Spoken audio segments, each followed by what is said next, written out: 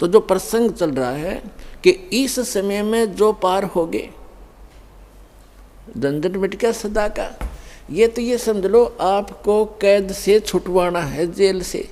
आपका मूल स्थान तो सतलोक में, जहाँ ठाठ से रहोगे। तुम इसको ठाठ मान रहे हो, व्यवस्था के कारण इसी को आपने ठाठ मान रखे, ये सुख नहीं है।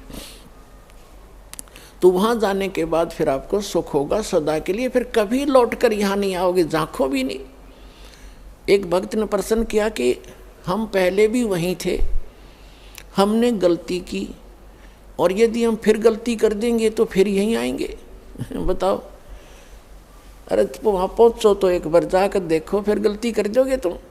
जैसे किसी रास्ते से कोई व्यक्ति गया है, जा रहा है, और उसको आगे जाके ठगों ने, डाकुओं ने पीटा, लूट लिया, कपड़े भी उतार लिए और जूते मार कर वापस कर दिया। क्या फिर कभी वो गलती करेगा उस रास्ते जाने की? सपने में भी ना करे। तो इस काल ने हमारे लत्ते तार लिए, हमारी सारी पूंजी नाश करवा दी। तो फिर दोबारा यहाँ के हम परिचित हो गए, यहाँ के क्या सुख है। तो इधर तो देखें भी को ना, आन की तो बात दूर है। वहाँ गलती होली सो होली, बागे गलती कौन करेगा, ऐसे नालायक कौन है। तो पुण्यात्माओं, अब ऐसे ऐसे अज्ञान से भरे हैं भक्त। एक को मैंने कम से कम 1.5 घंटा ज्ञान सुनाया। पहले की बात है, शुरू में जब स्टार्ट किया ये अनमोल वचन, वो सुनता रहा, कहने लगा, भाई ऐसे है भगत जी, बात तेरी लागे सच्ची, पर आज तक मैंने कभी सुनी नहीं किसी से। सतलोक में ऐसा है, सुख है, और मैं हूँ पक्का धुन का, और मैं नाम लो नहीं। जब शुरुआत सी करी थी हमने, मैंने कहा अभी क्यों नहीं ले, जब ज्ञान सच्चा आपने मान लिया। कि इसलिए ना लूँ कि आज तक किसी ने पहले बताया नहीं, और मैं हूँ पक्का, जिस काम का लगा करूँ मैं अधूरा नहीं छोड़ता। और कहीं मैं सच्ची भक्ति कर वहाँ पहुँच जाऊँ, मैंने कोई भी ना पावे उड़े, वहाँ पर मुझे कोई ना मिले, मेरा जी नहीं लग गए, मैं ना जाऊँ वहाँ पर। फिर मैंने उसको कहा भी यहाँ तू क्या पाएगा, फिर कल न गधा बन गया, कुत्ता बन गया, तो यहाँ के टिंडे लेगा। ने बोला कोई बात नहीं, यहाँ घूमते फिरते दिखे जाएंगे, दिल लगा रहेगा। तो हमारी बुद्धि इतनी स्लिप होगी और हम इतने इस गंदे लोक में इतने रच गए। और सच उसकी बात कुछ दम भी था कि आज तक किसी ने बताया नहीं, कोई ऐसा स्थान भी है। स्वर्ग तक तो हमने सुना, स्वर्ग में जाते हैं फिर वापस आ जाते हैं, ये भी खूब पता है हमने भी, जैसे जितने जिसके पुण्य होंगे इतने रहेंगे। तो पुण्यात्माओं, हम इतने गिरावट में आ गए अज्ञानता के कारण। तो अब इस सतर से, और आपको वहाँ सतलोक के सतर के लेवल का बनाना, ये परमात्मा के ये शक्ति रूपी क्रेन आपकी बुद्धि ने उठा रही है, ये जीव की सतर से नहीं उठ सकती। ऐसा ज्ञान दे दिया परमात्मा ने, ऐसी भक्ति दे दी, ऐसे सुख देगा आपको जो कभी सोचे ना देखे ना सुने। आपने सुने होंगे लेकिन आपने महसूस कभी नहीं हुए, आपको प्राप्त कभी नहीं हुए। आपके घर में सुख देगा, आपकी रक्षा करेंगे परमात्मा नु, आपको दिखा देंगे कि आज 10 शरण में ना होता था तेरे साथ ये घटना घटनी थी।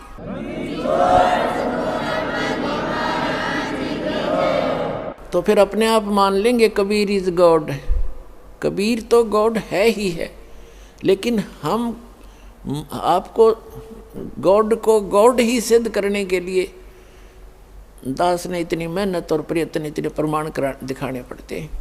तो प्रसंग है ये कि इस समय में जो पार होगे, हजारों वर्ष चलेगा ये ज्ञानी, पूरी पृथ्वी पर होगा, और सभी ये बकवाद छोड़ देंगे। मांस खाना, शराब पीना, तंबाकू प्रयोग करना, चोरी जारी, ठगी, बकवाद, हेरा फेरी, सारा दिन कर्म फोड़े। और किसके लिए? 2 रोटी के लिए। और धन जोड़े, बैंक बैलेंस बनावे, और कल मृत्यु हो जा, फिर कहाँ जाओगे? गधे बनकर धक्के खाओगे। तो ये ज्ञान होगा तब भय बनेगा, और भय बिन भक्ति बनती नहीं।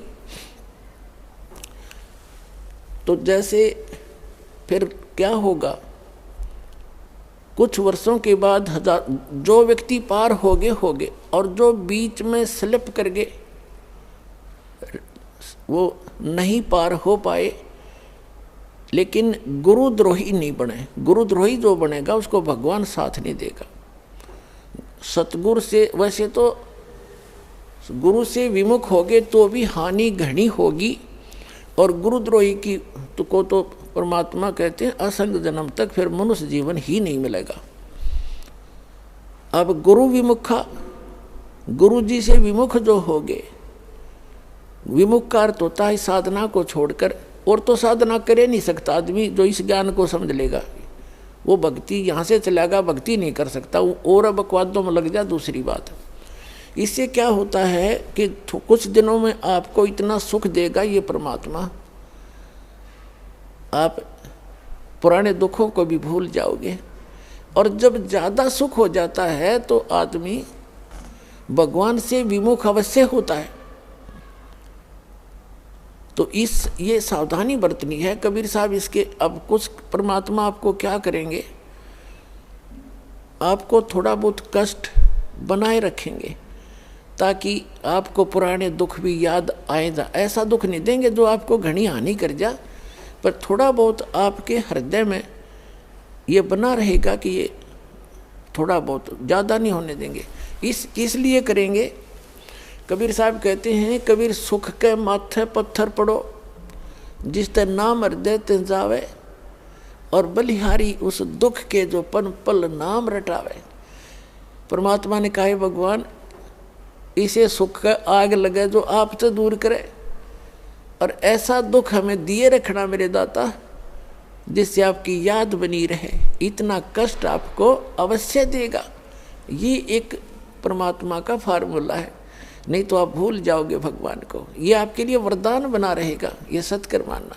किसी भी प्रकार का देवों से सारे शरीर में थोड़ा बहुत रह के ठूठा, बाकी हानि नहीं होने देगा, आपकी भक्ति सुचारू करवाओगा। और जो गुरु जी से विमुख हो जाते हैं, नाम छोड़ जाते हैं,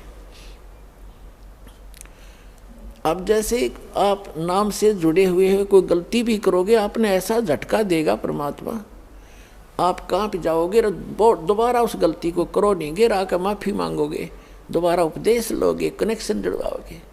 और जो क्या करते हैं, जैसे 2-3 बार नाम खंड कर दिया और फिर जानबूझ के भी कर, मजबूरी में हो जा, अज्ञानता से हो जाता है, उसका विकल्प है दोबारा दीक्षा ले लीजिए, आपका कनेक्शन कट गया, दोबारा जुड़वा लीजिए, अपना अक्षमा याचना करें 100 बार। और जानबूझ कर गलती करोगे फिर आप विमुख होगे भगवान से।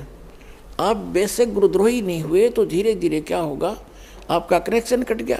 कनेक्शन कटने से उससे पहले जो आपने भक्ति साधना की भगवान की, ये सत्य साधना जो आपको दे रही, इससे आपके बहुत गने भक्ति पुण्य इकट्ठे हो गए और आपने नाम भी त्याग दिया, यहाँ आना भी बंद कर दिया, और घर पे भी आप रहने लगे। कभी मंत्र करोगे, कुछ दिन तो करोगे लगातार, लेकिन फिर काल नहीं करने देगा और बकवादों में बढ़ जाओगे, और फिर भी आप सुखी होगे। क्यों होगे सुखी? क्योंकि आपने जितनी बैटरी चार्ज कर ली 1 वर्ष 2 वर्ष 4 वर्ष यहाँ रह करके इस सत भक्ति से, तो वो तो आपके साथ है। लेकिन भविष्य में आपका चार्जर ठीक नहीं रहा तो एक दिन वो पिछले पुण्य समाप्त होंगे और कैर फिर शुरू होंगे। अब जैसे कई भक्त अब तो खैर नहीं जाएंगे, अब तो ज्ञान हो गया, बुद्धिमान हो गए। शुरू में हमारे साथ बड़ी समस्याएं रही। कोई शुरू में आए, उनको इतना सुख दिया, 1-2 वर्ष रहे, फिर छोड़ छाट गए। कोई लोक लाज में आके, कोई वैसे बकवादों में। तो वो क्या कहा करते कि हमने नाम भी छोड़ दिया, हम तो फिर भी सुखी हैं, क्या रखा है उसमें। अब उनकी ऐसी ब्रांड मैटी हो रही है, दुर्गति, अब दोबारा आने लग रहे हैं, वह पूंजी खत्म होगी। तो कहने का भाव ये है कि जैसे वो ये कहते हैं कि हमें कोई दुख नहीं अब, और तुम भक्ति कर रहे हो तो भी आप महसूस करोगे कि इसने नाम भी छोड़ दिया, और यूँ कह मुझे कोई दुख नहीं, सारे ठाठ से दिखे इसका। और आप फिर भी ये कहते हो कि मुझे थोड़ी बहुत कोई शरीर में गड़बड़ सी है या कोई और छोटी मोटी लॉस, और वो छोटा मोटा जो लॉस होगा पुण्यात्मा हो, लाखों का हजारों में टालेगा भगवान आपका, आपने वो भी गणा दिखेगा फिर बिना ज्ञान के। तो उसके लिए एक प्रमाण है, जैसे कोई बच्चा विद्यालय में पढ़ रहा है और वो ठीक से पढ़ाई करके नहीं आता है तो अध्यापक उसको खुरकाता है, धमकाता है, एक आधा थप्पड़ भी लगा देता है और उसको उसके भविष्य को उज्जवल बनाने के लिए, उसको ठीक लाइन पर रखने के लिए। और एक बच्चा विद्यालय त्याग गया और वो सारा दिन गधा पर बारी लेता फिर, घूमता फिर, गधों की सवारी कर रहा है, कभी वृक्षों पर चढ़ रहा है, बनी में घूम रहा है, तो उस बच्चे ने, वो बच्चा क्या कहता है कि अब मुझे अध्यापक कुछ नहीं कहता, देखो मैं तो ठाठ से अपना मनमर्जी कर रहा हूँ। तो वो उस टीचर के क्राइटेरिया से बाहर हो गया, वो उसका नाम कट गया, वो अपने कर्म फोड़ रहा है।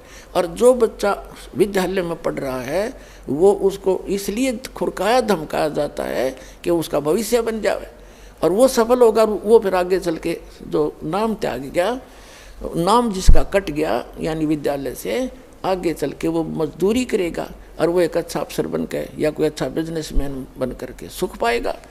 तो इस प्रकार जो परमात्मा के ट्रीटमेंट में है, आप स्टूडेंट रहोगे जब तक परमात्मा के, आपको गलती करोगे झटके भी देगा, छोटा मोटा आपको खुरकावे धमकावेगा किसी भी कारण से, आपको सुचारू रखने के लिए। और जो चले गए नाम कटवा के, उनको आगे पता लगेगा वो किसी बैरिस्टर बनेंगे। अब जैसे ये दास जूनियर इंजीनियर सिविल की सर्विस किया करता था हरियाणा गवर्नमेंट में, उस समय हमारा भी एक नहर का काम चल रहा था, एक रोड का काम चल रहा था साथ साथ। तो वहाँ जो रोड के ऊपर मिट्टी डाल रहा था और वहीं एक एक्सीडेंट आ गया उस B&R का, और अब वहाँ देख कर सारा उनके काम को चेक करके चला गया। उसके जाने के बाद वो व्यक्ति जो वहाँ मजदूरी कर रहा था वो कह रहा है कि ये मेरा सहपाठी था एक्सियन, ये मेरा क्लास फेलो था 8वीं तक, मैं पढ़ा नहीं, ये इंजीनियरिंग कर गया। आज देखो मैंने अपने कर्म फोड़ दिए, मेरे बच्चे तो यहाँ मिट्टी में लेटे हुए हैं वृक्ष के नीचे और ये आज गाड़ी में घूम रहा है। अब परमात्मा कहते हैं जो भगवान से दूर हो गए और इस परमात्मा के विद्यालय में नहीं रहे, वो बाद में न्यो रोया करेंगे जैसे वो रो रहा था। तो कबीर साहब कहते हैं अच्छे दिन पाछे गए और गुरु से किया ना हेत, अब पछतावा क्या करे, बिरा चिड़िया चुग्गी खेत। तो पुणात्मा इस तरह अपने सतर्क रहना है, सावधानी बरतनी है। अब जो परमात्मा से ये तो विमुख हो गया, जैसे किसी ने सारनाम भी प्राप्त कर लिया, सतनाम तक प्राप्त कर लिया, क्या होगा, और वो विमुख हो गया। एक तो गुरुद्रोही होता है, एक गुरु से विमुख हो जाना। तो परमात्मा कहते हैं, गरीबदास जी ने कहा कि गुरुद्रोही की पैड़ पे जय पगावे वीर और 84 निश्चय पड़े सतगुरु कहें कबीर। जो गुरुद्रोही हो गए उसकी पैड़ पे पैड़ यानी उसके कदम पर, उसके पैर के चिन्ह पर अगर आपका कदम रखा गया, कहते हैं तो भी 84 लाख योनियों में जाओगे। वो गुरुद्रोही जो हो जाता है। गुरुद्रोही कौन होता? जो गुरु जी की निंदा करता है और इस नाम को त्याग जाता है, कोरी बकवाद गढ़ता है, झूठ बोलता है, नरे आरोप लगाता है, वो गुरुद्रोही हो गया। और उसकी पैड़ पे पैर रखना, कहते हैं 84 निश्चय पड़े नो सतगुरु कहें कबीर। गरीबदास जी ने अपनी इस अमृतवाणी के साथ अपने परमात्मा कबीर जी की छाप साथ सहयोग लिया है कि ये भी ऐसा ही कहते हैं। अब पैड़ पे पैड़ रखना ये नहीं है कि गुरुद्रोही जा रहा है, आप वहाँ पीछे पीछे जा रहे हो तो उससे वो नहीं कि उसके कदम पे कदम नहीं रखना।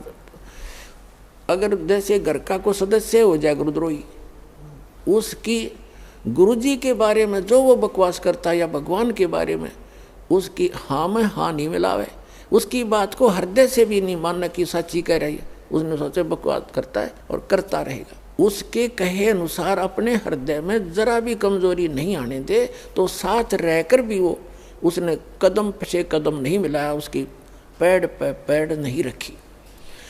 गुरुद्रोही की पैड़ पर जय पगावे वीर, 84 निश्चय पड़े नो सतगुरु कहें कबीर।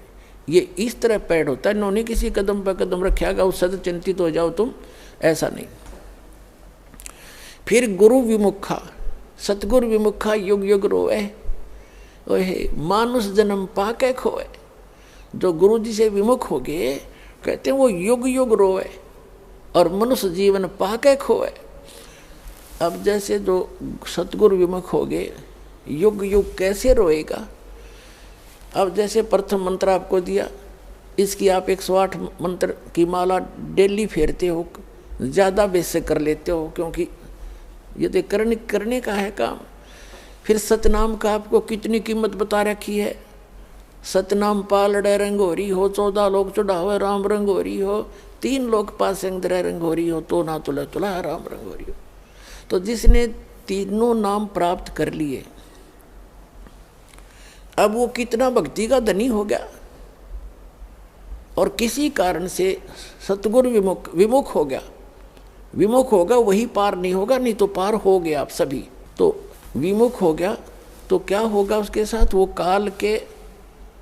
काल की जकड़ में पुनः आ गया वो। फिर अब उस काल उसको कैसे खिला खिला के मारेगा।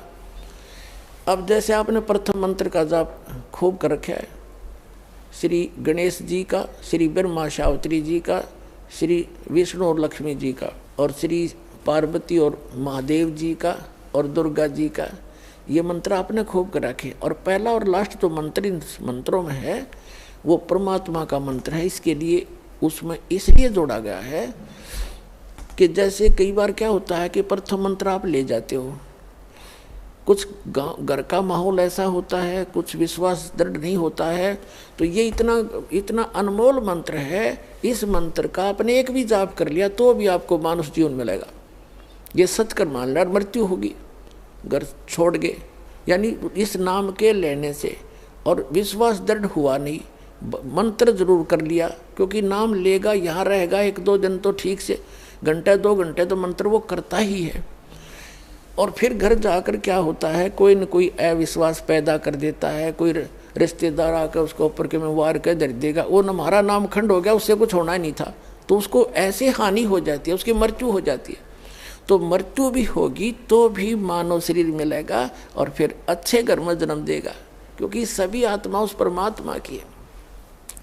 तो यहाँ से उपदेश लेकर इंसान जो मार खाते हैं वो परमात्मा पर विश्वास ना करके, मर्यादा भंग करके उनको हानि हो ही जाती है। लेकिन इस नाम का बेनिफिट भी उनको भी मिलेगा जैसा उन्होंने किया उस सत्र का। अब क्या होगा, जैसे ये बीच के 5 मंत्र हैं इस प्रथम मंत्र के अंदर, प्रथम दीक्षा मंत्र के अंदर जो बीच के 5 नाम हैं, इनमें इन भगवानों के मंत्र हैं और इनकी इतनी कमाई हो जाती है। जब आप शरीर छोड़कर जाओगे आपको पहले गणेश जी के लोक में रखेंगे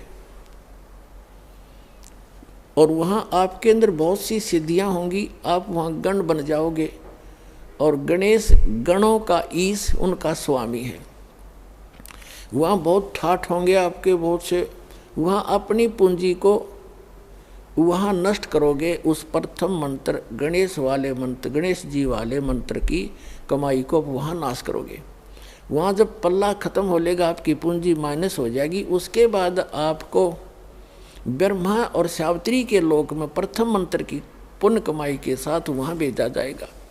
वहाँ जाकर रहे श्रेत आपका ऐसे ही देवघर में जन्म होगा, फिर आप वहाँ कर्म पूरे करोगे, अपने ठाठ वहाँ भोगोगे। वहाँ भी रेस्टोरेंट है और आपकी कमाई के कुछ चार्ज लेते हैं ये सब।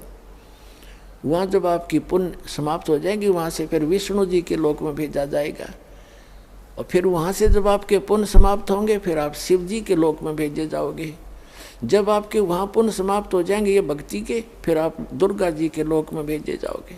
वहाँ जब समाप्त हो जाएंगे, जिसने प्रथम मंत्र का रखा है, सतनाम भी ले रखा है, तो उसके बाद क्या होगा, सतनाम के प्रथम मंत्र जो ब्रह्म का मंत्र है, फिर आप ब्रह्म लोक में जाओगे और वहाँ इनसे ज़्यादा सुख है या बकवाद ज़्यादा है।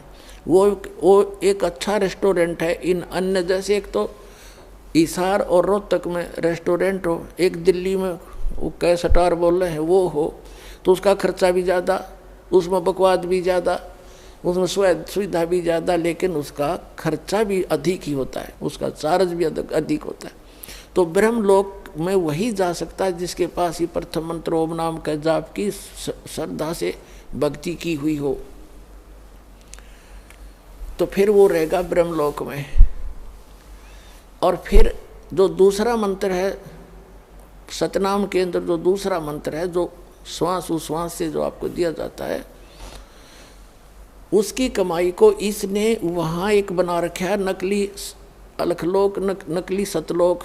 उस सतलोक में रखता है ये। ब्रह्मलोक उनसे हटकर है, जो महाइंद्र का लोक है, वो ब्रह्मलोक का वो पोर्शन है जहाँ ये ब्रह्म के ओम नाम की जाप की कमाई वाले हंस वहाँ रहते हैं। कहने का भाव ये है दास का कि आपकी और जिसने सारनाम मिल गया है पूंजी, वो बाकी तो उसकी सारी नष्ट हो जाएंगी। सारनाम जिसको मिल गया है और आपको याद आ गया उस समय भी, यदि पहले याद आ जाता है, जैसे आप गणेश जी के लोक में गए या विष्णु जी के लोक में गए और वहाँ जाते ही आपको याद आया कि मैं तो गलत होगी, यहाँ तो मेरी सारी पूंजी नाश होएगी, रोज की उनको दिखाई देती है बैंक बैलेंस, जैसे जैसे पैसे निकालते हो और उसमें डेली निकल आ जाती है रिपोर्ट, ऐसे वहाँ डेली चलता आपका इतनी पूंजी खत्म होगी, इतनी आज इतनी, आज इतनी, आपने इतना खर्चा कर दिया। तो फिर उसको याद आता है कि भैया तो गलत हो गया, और गुरुजी बताया करते थे ये तो बात बिगड़ गई, मैं तो गलत आ गया, मैंने तो कहीं और जाना था। फिर उसको याद आ गई कि मेरा तो नाम कट्या होगा, फिर जब मैं यहाँ आ सकता हूँ वैसे तो आ ही नहीं सकता, नाम खंडवा होगा। तो यहाँ कहते हैं शिव मंडल ब्रह्मापुरी चाहे विष्णु लोक में हो, हमरे गुण भूले नहीं तो आन छुटाऊँ। तो यदि वहाँ भी आपका ये बात याद आ गई कि मैं तो गलत आ गया, भगवान कोई गलती बनी होगी मेरे ते, वो गलती ऐसी बनती है जो स्वयं को मालूम ना हो और गुरुद्रोही ना हो, वैसे गफलत करके हट जाता है आदमी दूर, तो वो गुरुद्रोही नहीं होता, उसकी फिर वहाँ भी अर्जी स्वीकार होती है। तो परमात्मा वहाँ पहुँच जाते हैं और उस लोक में जाकर वहाँ के प्रधान से कहते हैं छोड़ इसको, ये हमारा भक्त है, तुम कैसे ले आए इसको। तो तुरंत हाथ खड़े कर देते कि ले जाओ जी, ले जाओ अपना।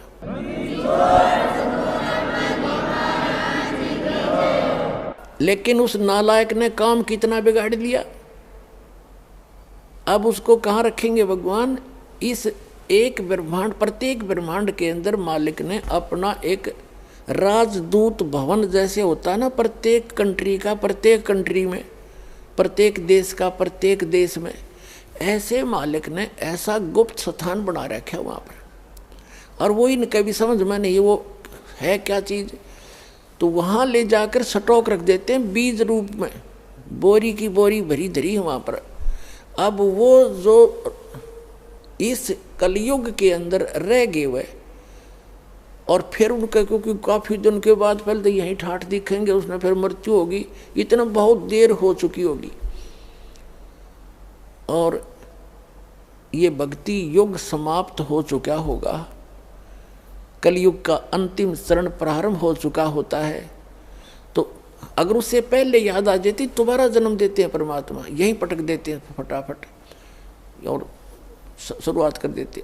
और जो बाहर रह जाते हैं उनमें वो फिर क्या होता है, वहाँ स्टॉक रखा भगवान ने। और अब जो वो 4 युग तक उन वहीं बंद रहेंगे, उनको मालिक एक आध को बेसिक जैसे कुछ एक को कलयुग में भेज देता है, फिर उनको शुरुआत हो जाती है, धीरे धीरे फिर उनकी संतानें बढ़ती हैं, उन भक्ति बीजों के घर पर ही परमात्मा उन स्टॉक को अब भेजेगा आपके घर, जो किसी युग में, सतयुग में उन्होंने भक्ति की थी। तो इतना समय और लेट हो गए वह, और अब शुरू होगा, अब फिर भी गलती खा सकते हैं ऐसे नालायक। तो कहने का भाव आपको सतर्क करना चाहता है दास कि असंख्य युगों के बाद ये दाव लगा है। गरीबदास जी कहते हैं ये संसार समझदा नहीं, कहंदा श्याम दोपहरे नो, गरीबदास ये वक्त जाते रोगे इस पैरे नो। ये हाथ से छूट गया ये गोल्डन चांस, फिर रोया करोगे इस वक्त को, ये हाथ नहीं आओगा।